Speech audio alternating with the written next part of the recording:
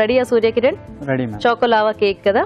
Okay okay, మరి choco lava cake కి కావాల్సిన పదార్థాలు ఏంటో ఇప్పుడు చూద్దాం. చాకో లావా కేక్ తయారు చేయడానికి కావాల్సిన పదార్థాలు: డార్క్ చాక్లెట్ 100 గ్రాములు, పంచదార పొడి 75 గ్రాములు, గోధుమ పిండి 1/2 కప్పు, కోకో పౌడర్ 3 టేబుల్ స్పూన్లు, vanilla essence 1/2 tablespoon, baking powder 1/2 teaspoon, నిమ్మరసం 1 టేబుల్ స్పూన్, ఉప్పు చిటికెడు. ఓకే అండి, మరి కావాల్సిన పదార్థాలన్నీ చూసారు కదా. సో చాకో లావా కేక్ చాలా మందికి ఫేవరెట్, నాకు కూడా.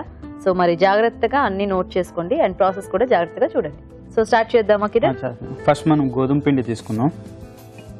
దీంట్లో గోధుమ పిండి వాడాలా? గోధుమ పిండి. మైదా యూజువల్ గా మైదా వాడతారు మోస్ట్లీ లో. ఇందులో గోధుమ పిండి లేదా మైదా కూడా వాడచ్చు. సో గోధుమ పిండి ఆప్షన్ ఉందంటే చాలా మంది ఇదే ప్రిఫర్ చేస్తారు, ఎందుకంటే దానికంటే బెస్ట్ కదా. సో నెక్స్ట్ ఇందులో కోకో పౌడర్ వేసుకున్నాం. తర్వాత కొంచెం బేకింగ్ సోడా,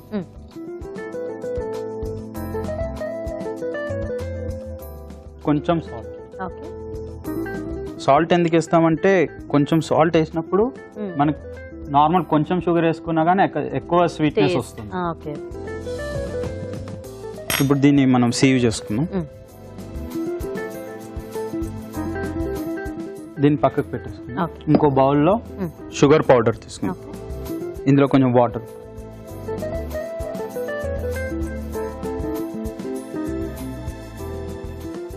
లూజ్ గా మిక్స్ చేయాలి. లూజ్ షుగర్ మెల్ట్ అయ్యే వరకు ఇందులో మిక్స్ చేస్తాం. జస్ట్ వాటరే?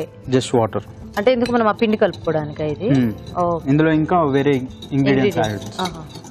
షుగర్ డిజాల్వ్ అయిపోయింది, ఇందులో వెనిలా ఎసెన్స్ యాడ్ చేస్తాం. ఓకే,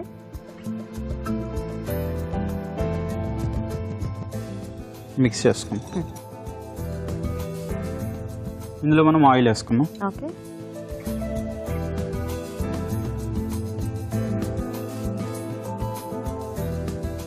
ఇప్పుడు ఇది ఆయిల్ వాటర్ లో మొత్తం మిక్స్ అయిపోయేంత వరకు కొంచెం విస్క్ చేసుకోవాలి. ఓకే ఓకే, ఇది మిక్స్ అయిపోయింది. ఇప్పుడు మనం లెమన్ జ్యూస్ వేసుకుందాం. కొంచెం లెమన్ జ్యూస్. ఓకే, కొద్దిగా ఫ్లేవర్ కూడా ఉంటే బాగుంటుంది. ఇది చాలా సింపుల్ రెసిపీ, ఇంటికి ఎవరన్నా చుట్టాలు వచ్చినా తొందరగా చేసేసుకోవచ్చేమో. ఇది కంప్లీట్ గా డిజాల్వ్ అయిపోయింది. ఇప్పుడు మనం దీన్ని ఫ్లోర్ లో కలుపుతాం. ఓకే, ఇప్పుడు ఇది మనకి ఇట్లా ముద్దలా చేస్తామా లేకపోతే ఇట్లా లూజ్ బ్యాటర్ లా ఉంటుందా? Normal flowing consistency. ఓకే, ఇది మిక్స్ చేసుకున్నాం.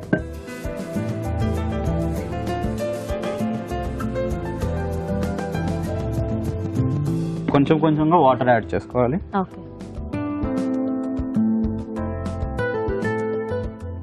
ఇది మనకి బేక్ అవ్వడానికి ఎంత టైం పడుతుంది?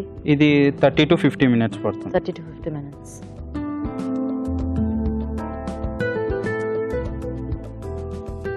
సో లమ్స్ లేకుండా మిక్స్ చేసుకోండి.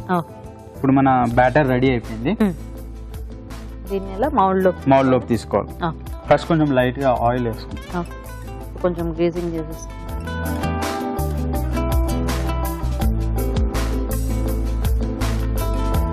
సో దీని బేసిక్ టైం వచ్చేసి ఇంకా minimum half an hour to 40. అంటే నార్మల్ గా ఒక్కొక్క ఓవెన్ ఒక్కొక్క టెంపరేచర్ లో ఉంటుంది కాబట్టి అంటే మనం కొద్దిగా చూసుకుంటూ ఉండాలి. ఇప్పుడు గ్రీజింగ్ చేసేసుకున్నాం. దీన్ని ఇందులో వేసేసుకున్నాం.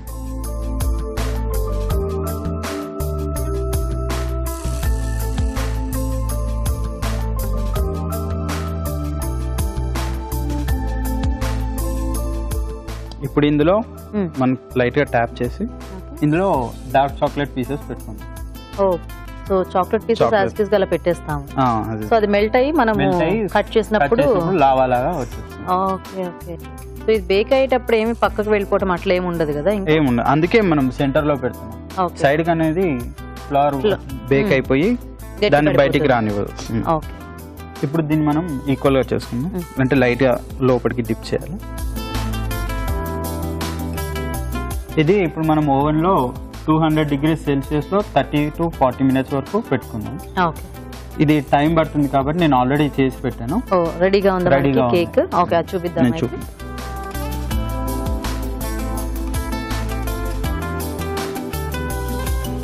నేను ఆల్రెడీ చేసి పెట్టాను. డీమోల్ కూడా ఆల్రెడీ డీమోల్ చేసి పెట్టాను. ఇప్పుడు దీంట్లో మనం పైనుంచి షుగర్ పౌడర్ చల్లుకున్నాం.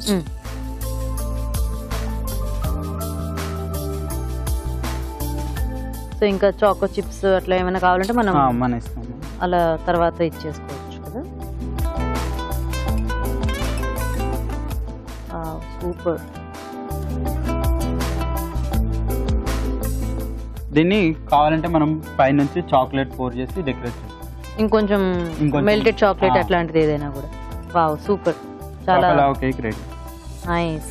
ఓకే అండి, మరి చాకో లావా కేక్ కూడా రెడీ. టేస్ట్ చూసే ముందు తయారీ విధానం ఇంకోసారి చూద్దాం. చాకో లావా కేక్ తయారు చేసే విధానం: ఒక బౌల్లో గోధుమ పిండి, కోకో పౌడర్, బేకింగ్ పౌడర్ వేసి బాగా కలుపుకోవాలి. మరొక బౌల్లో పంచదార పొడి వేసి కొద్దిగా నీళ్లు పోసి బాగా కలుపుకోవాలి. దీనిలో వెనీలా ఎసెన్స్, నిమ్మరసం వేసి బాగా కలుపుకోవాలి. ఈ మిశ్రమాన్ని గోధుమ పిండి మిశ్రమంలో వేసి బాగా కలపాలి. ఈ మిశ్రమాన్ని వెనరాసిన కేక్ మౌల్డ్ లోకి తీసుకుని డార్క్ చాక్లెట్ ముక్కలు మధ్యలో ఉంచి అవెన్ లో 200 డిగ్రీల వద్ద 30 నిమిషాల నుంచి 40 నిమిషాల పాటు బేక్ చేసుకోవాలి. ఆపై పంచదార పొడి చల్లి సర్వ్ చేసుకుంటే choco lava cake ready.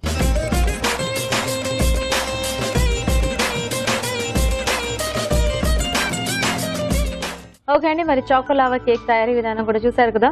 So రాజు గారు, చక్కగా చాక్లెట్ అంతా మెల్ట్ అయినట్టు అనిపిస్తోంది. సో చూద్దామా ఓపెన్ చేసి. Okay okay. సో ఇక్కడ ఇలాగా మెల్ట్ అయింది కదా.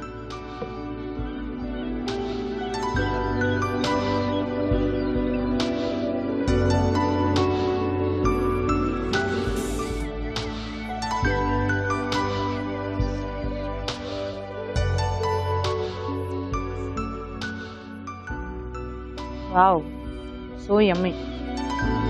సో ఇదేంటంటే మెయిన్ గా ఇలాంటి చేసి పెడితే పిల్లలకు చాలా ఇష్టం. అంటే అలాంటి పిల్లలకి సో అంటే ఇలాంటి చూస్తే పెద్దవాళ్ళైనా పిల్లలు అయిపోతారు, ఎవరు ఆగరు అసలు.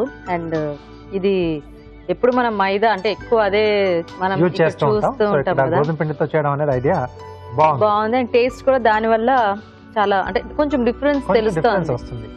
బాగుంది కేక్ మాత్రం. షుగర్, ఆ టెక్స్చర్ అంతా కూడా చాలా బాగా సెట్ అయింది. అండ్ అంతా చాలా టేస్టీగా వచ్చింది. చాలా బాగుంది.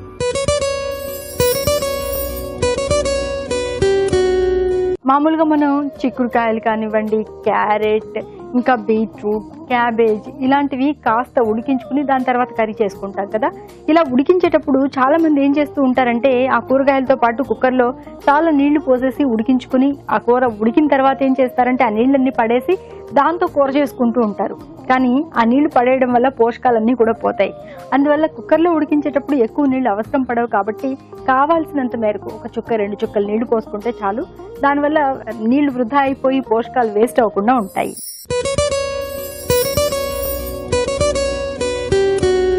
ఇప్పుడు మీకోసం ఇంకో చిట్కా.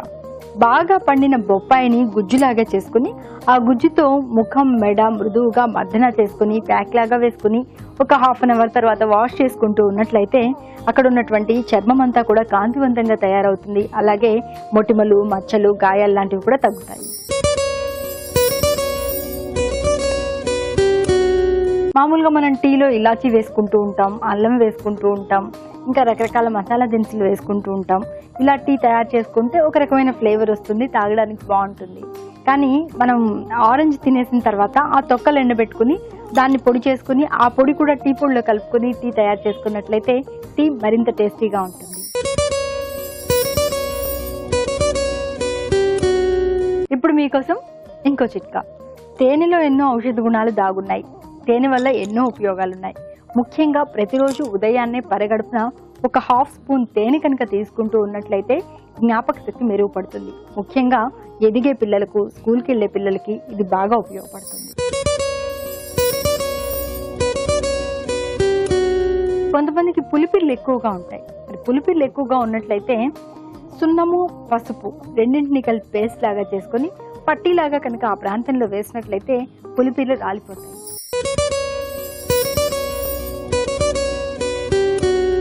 ఇప్పుడు మీకోసం ఇంకో చిట్కా.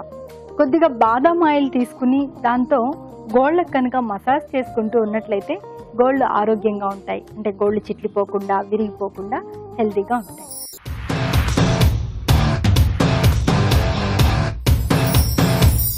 రుచి